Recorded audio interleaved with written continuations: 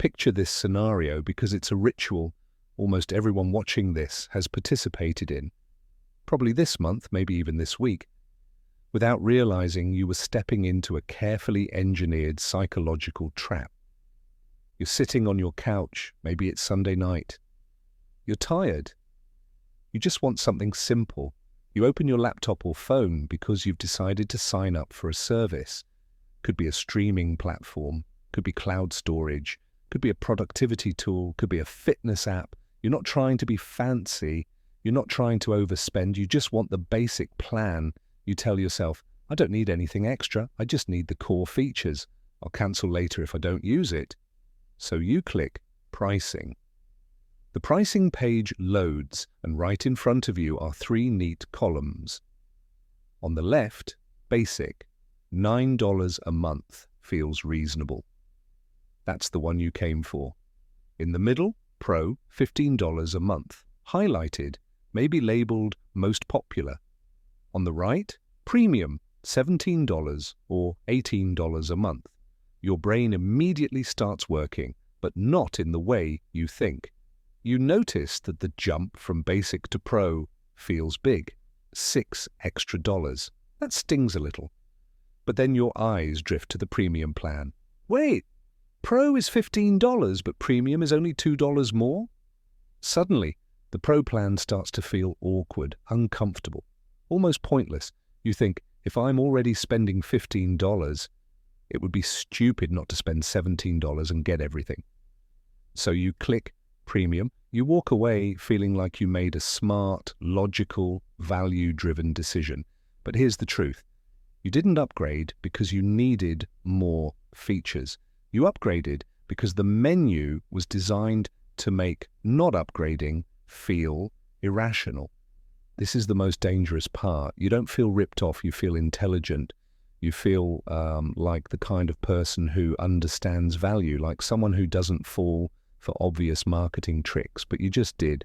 You came in planning to spend $9. You walked out spending $18. That's a 100% increase, not because your needs changed, but because the comparison changed.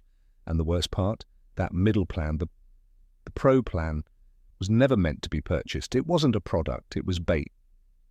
This isn't random pricing. This isn't generosity. This is a psychological mechanism known as asymmetric dominance, more commonly experienced through what I'll call the subscription ladder. The ladder exists to move you upward, step by step, without you ever feeling forced. Companies don't need to convince you to buy the most expensive plan.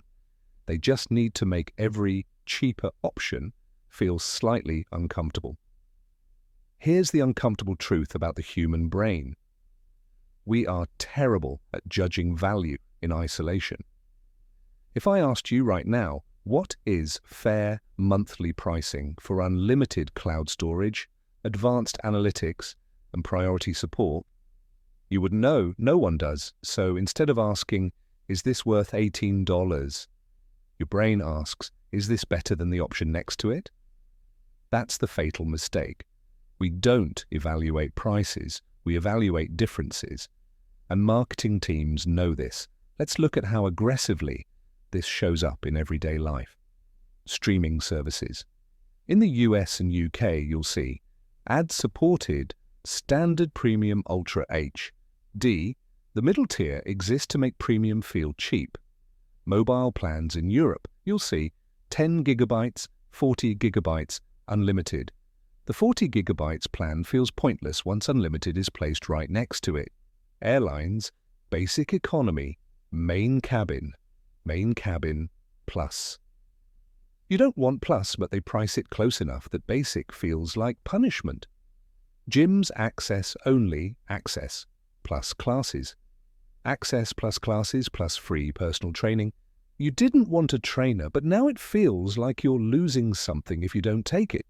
Here's the key insight. The goal is not to sell you the top plan. The goal is to destroy your comfort with the lowest plan. Once the basic option feels insufficient, your spending becomes elastic. Your budget stops being a boundary and becomes a suggestion. You might be thinking, okay, it's just a few extra dollars. But that's the lie. Subscriptions compound silently. $5 here, $7 there, $10 more because it's only $10. By the end of the year, you're spending hundreds, sometimes thousands, more than you intended, not on things you truly valued, but on psychological discomfort avoidance. What makes this especially dangerous is that it attacks your identity. You don't want to feel cheap, limited, left out, not getting full value. So you pay to protect your self-image.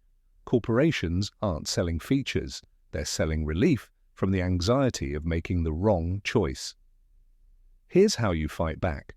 First, decide before you see the pricing page, not which plan should I choose, but what problem am I solving? Second, ignore the middle plan completely. If there are 3 options, mentally delete one. Third, ask this brutal question. If this were the only option available, would I still buy it? If the answer is no, walk away. The moment you start comparing plans, you start losing. Comparison is not optimization, it's manipulation. Companies are betting that you will always choose the path of least psychological discomfort. Even if it costs you more money, prove them wrong. Be the person who buys exactly what they need, and nothing more.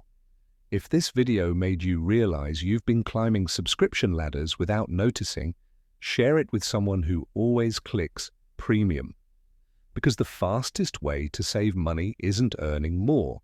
It's stopping other people from deciding how much you should spend.